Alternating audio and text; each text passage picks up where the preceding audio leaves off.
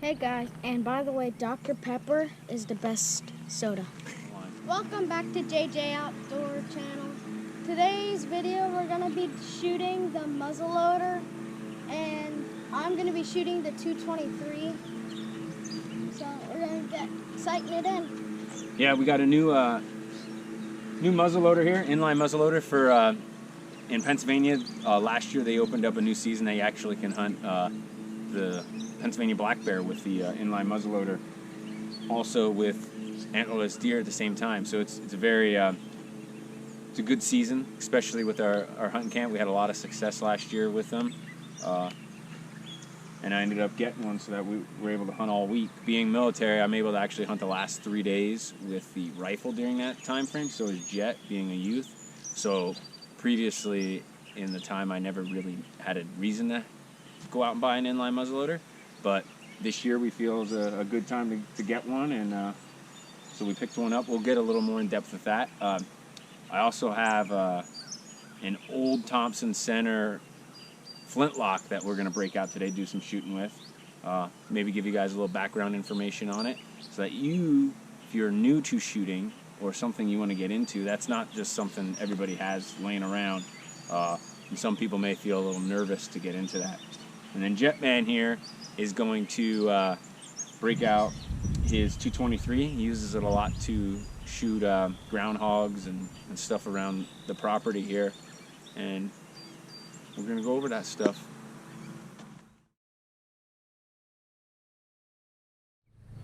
So we're going to be doing some gun safety. So make sure you have your hearing protection, eye protection, and make sure your gun's on safety before you even do anything, before you put a bullet in. And make sure your surroundings are good to shoot. Make sure you're not shooting towards any houses or ducks or chickens or whatever pets you have. Make sure you're not shooting towards them, or make sure you're not shooting into rocks, so if it ricochets, it can hit someone. And yeah. Yes, as Jett was saying, gun safety is huge, especially if you're new to shooting weapons, even if you're old to shooting weapons. It's the most important thing as far as being an outdoorsman, even just being into shooting ranges and things like that. Always be informative of what is beyond your target. It's great to be shooting into a backstop, so that way you're not really worried about it going beyond that point. If you're a hunter, obviously when you're in the woods, you always want to be have knowledge of your surrounding, where other hunters are, where houses are in areas, depending on where you're at, in closer suburb type environments. But yeah, always have hearing protection, eye protection, especially when you're at the range. I get it, when you're out hunting, not everybody carries glasses around and earmuffs and things like that, but you're never going to be able to get your hearing back, and you don't get your eyesight back. So you definitely want to take the precautionary routes and trying to save those two items that good old God gave you when you entered this earth. So, all right, well, we're gonna jump in here. All right, as you can see here, hold on, look here. Jett's got he's got his eye protection here. He's got his hearing protection. You look down through there. We do have a backstop. Beyond what's there is just a whole lot of woods, private land. So. Not random people walking through there, but we do have a backstop that we're shooting into, and this is a sighted-in weapon. We know that there's nothing beyond. Weapon is pointed down range. Safety is on, so while you're loading, you want to make sure your safety's on. He's going to put one in the chamber here.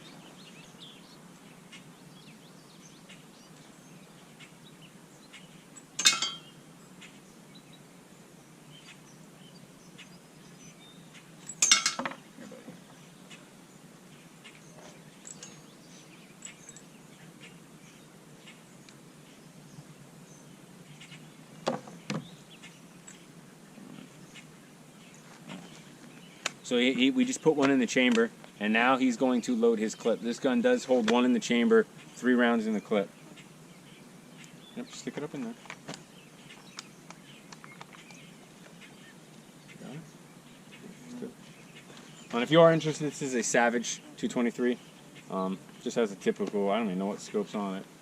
It's an AR, it looks like. But yeah, he's gonna get down here, and we're gonna get rock and roll. We're gonna see what kind of 3-shot group he can get, and then we got a bottle down there for him to shoot then. Once he's ready, he's gonna put the weapon on fire and go away, all right?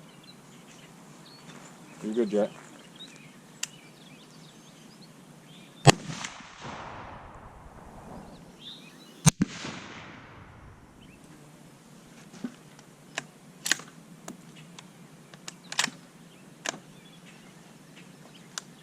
And as you can see there, he does pull the safety back after reloading, and then goes ahead to...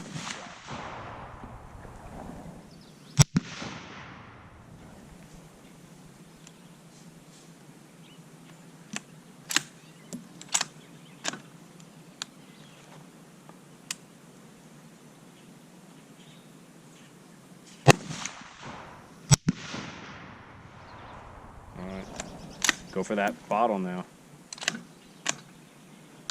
Do you need to adjust the sled? Other way.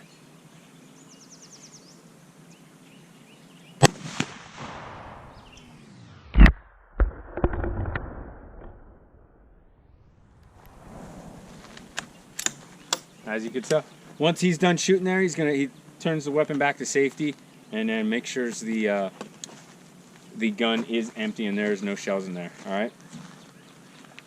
As you can tell, now that we're done safety, and we're going to be walking down range to check stuff out, we're going to remove the gun from the sled, just so that we know that we're in a safe position as far as walking down range. From your face. I'm going to be showing you my group that I shot.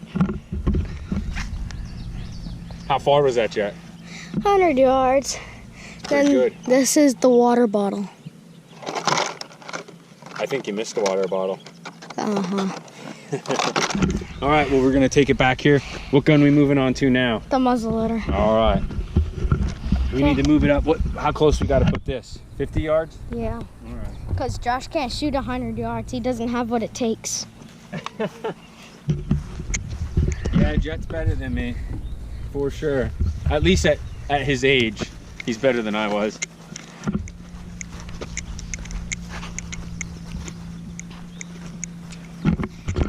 So we're gonna be taking turns shooting the gun, so you're gonna see him shoot and then I'm gonna shoot again. So we're on our way to back up to get the gun.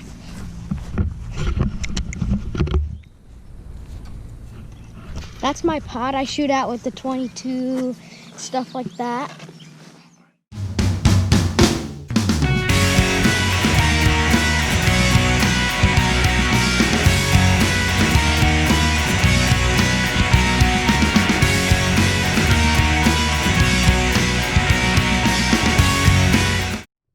So the weapon here is a Thompson Center Impact. The reason I ended up purchasing it is my brother bought one last year for the inline muzzleloader season in Pennsylvania here, and it's phenomenal. Great weapon. We actually had some great opportunities and kills with it. I was actually able to harvest an antlerless doe upstate. The following day, my brother was able to harvest his doe, and then the following day after that, he was actually able to harvest his first Pennsylvania black bear, which is a challenging thing, especially when the success rate for that is usually below 3%. But we're going to go over a little bit here.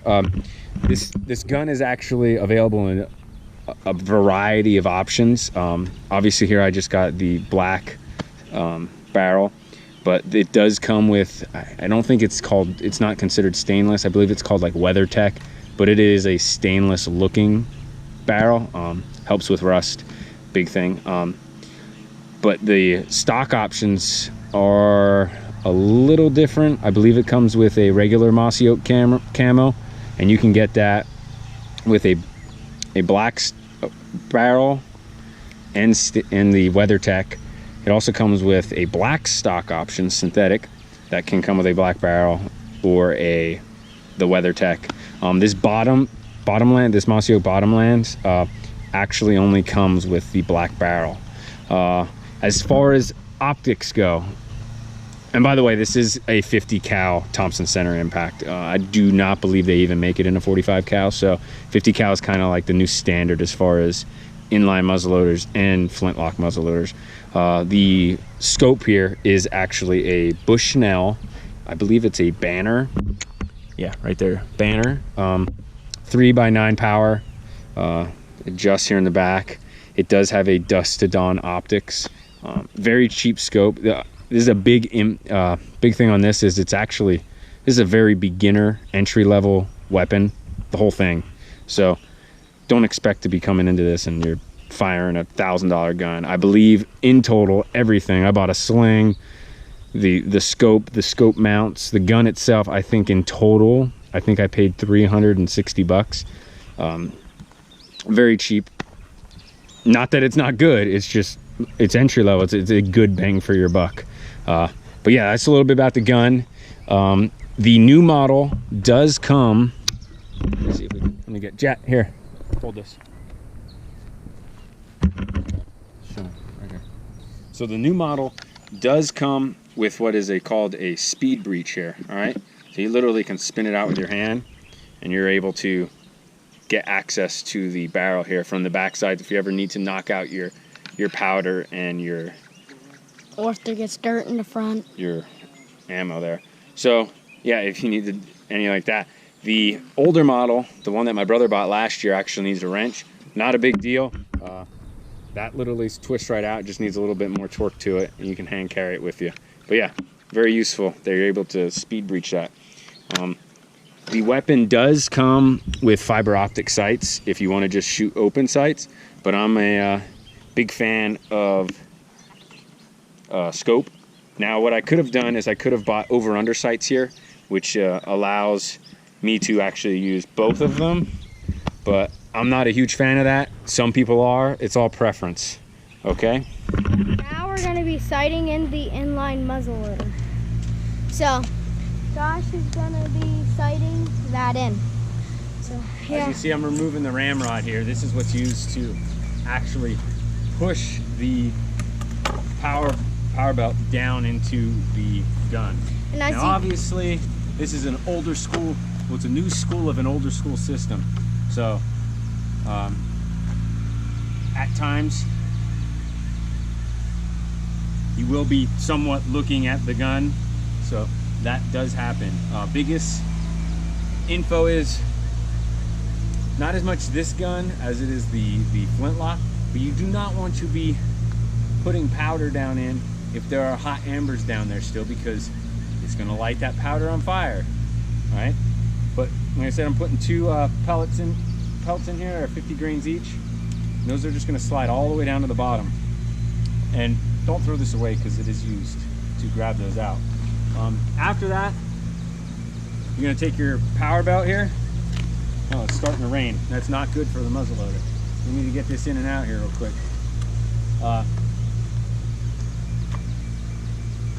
You're going to push this down in here.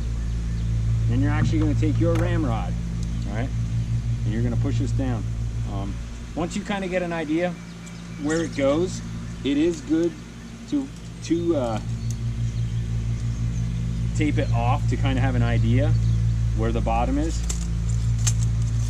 All right, so that way you're getting a consistent load every time.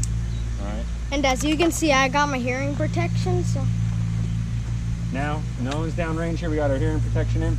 We're gonna put the final part of loading this in here, which is a 209 primer. I'm gonna close that.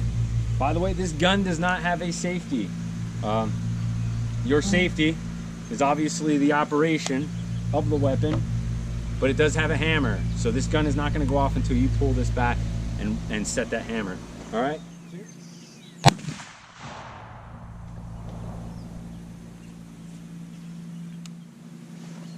It for sure makes a smoke show. We're gonna go down there and check out, see where we're at. So we didn't really make out real well there. I put the target up sideways so we can get height-wise. Because the gun should be good left to right due to the fact it's going straight down the gun here, but we're gonna see. If we have to, we'll bring the gun closer, the target closer to the gun, which helps with missing.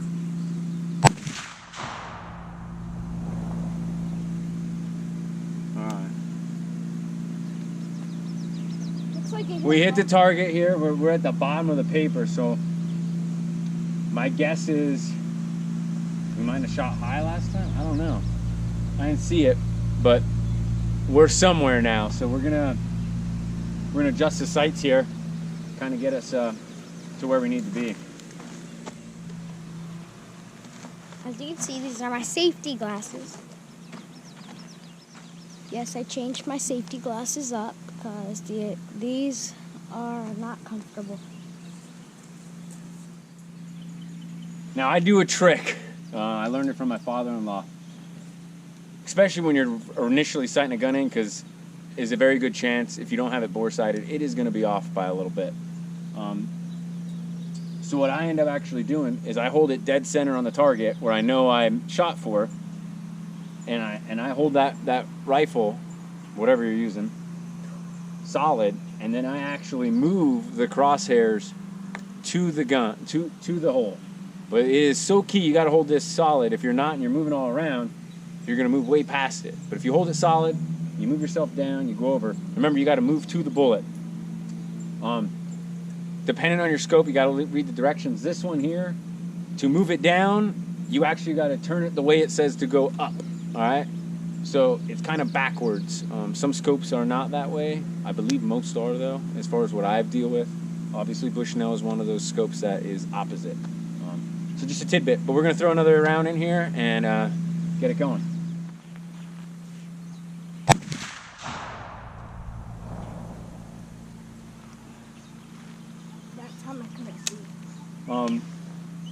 As you can see, I have some footage up closer here. We'll be able to actually check it out. That trick just moved that shot from 7 o'clock, 12 inches low to about a ½ inch high, dead center. So that it's not bad where we're sitting. We're going to move it out to 100 yards now. This is currently 50. And we're probably going to shoot a little low at 100, but we'll see. If I can shoot maybe an inch low at 100, I'm not completely upset with that. This ain't no long distance rifle here by any means, so we're just trying to set it up for these short distance kills. And then also this year, hopefully Jett can actually get a deer with this gun. So we're gonna go back down here. We're gonna adjust everything and check it out. What was the first shot we missed? The first shot we missed the target, unless probably. Actually, that might be the hole right there. Yeah, it's really little though. Yeah, we must have hit low that I didn't even see it on the paper. So that actually was our first shot. No, but this is when we second. turned it sideways, there's our second. That adjustment with that trick, holding it steady and moving your crosshairs to the hole that you shot initially. Look what we got on that second shot. I think it's a great trick. Now obviously, like I said, you got to hold that steady. What are we doing now, Jett? We are going to move it to 100 yards. One more, and down there, I don't know if you guys can see it, but if you go down a hill, there's a big pond down there. It's private, so you guys can't, you know, fish in it. And yeah, we're gonna do another round of the muzzy. What's the biggest bass you caught down there? The biggest bass I caught was like 24 inches. Nice. And if you're following us here, why don't you subscribe? yeah, please subscribe, hit that like button. Me and Jett, we're not in this at all for the fame or the glory. Just honestly to put good information out there and help other people who are trying to get into the outdoors or just trying to learn new aspects of it. In the area we grow up in here in Pennsylvania, very outdoorsy. So if you're new to hunting, I know it's not something you can just jump into. I was lucky enough to have a stepfather that hunted, grandfather, uncle, everybody's into it. Jett's grandfather is big into hunting. He can kind of give you an aspect. Tell them about your hunting, how you've done so far. And I shot a couple deer so far. How old are you? I am 10, and I shot a couple deer. What'd you use to shoot them? A rifle, and thanks to my pap, he got me into it, so. And he taught me lots of stuff about it, so. Yep.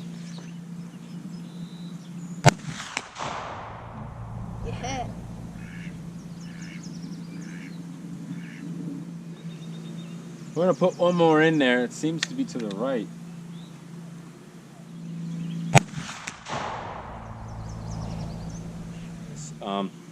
Another big thing is these guns get gooky really quick inside from the black powder. So what we might do is run a clean and swab down this, and then go for a second round here. Your typical ramrod's gonna come with actual threads at the end here, so you can tie in the cleaning parts. I just use some bore cleaner here. It's good to have handy. Also, I store all my black powder stuff in it's actually a muzzleloader box. You can buy them, dry box. It helps keep the moisture out, because where I keep all my black powder in here. Actually has a rubber seal in here and all that. It's very handy, and you know where everything's at when you need it. That quick breach, as you can see, just from them few shots there, look how much soot has built up in the gun. And obviously, if you're new to hunting or anything along those lines, that's going to affect performance. What's weird, third shot at 50 yards, I was half an inch high, and then I went out to 100, and that, I mean, it's shooting 2 inches low, which is kind of expected. But the first shot was 4 inches to the right, and the second one was like 6 inches to the right. So I cleaned it. I don't know if that, I know that plays an effect.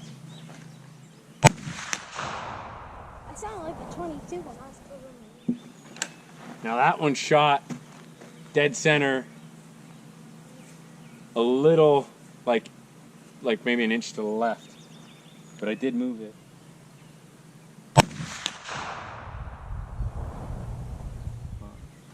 That is so funny, you know.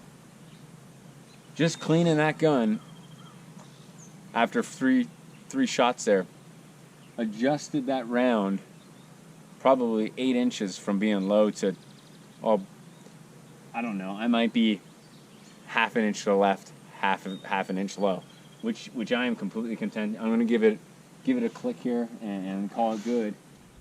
Definitely took a few more rounds than we expected.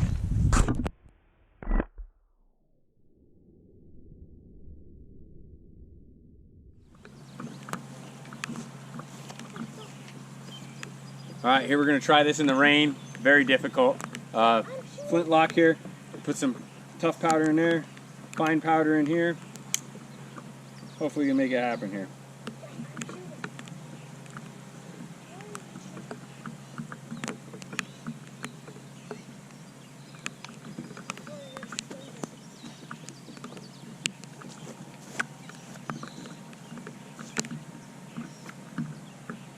Got a set trigger on the back here.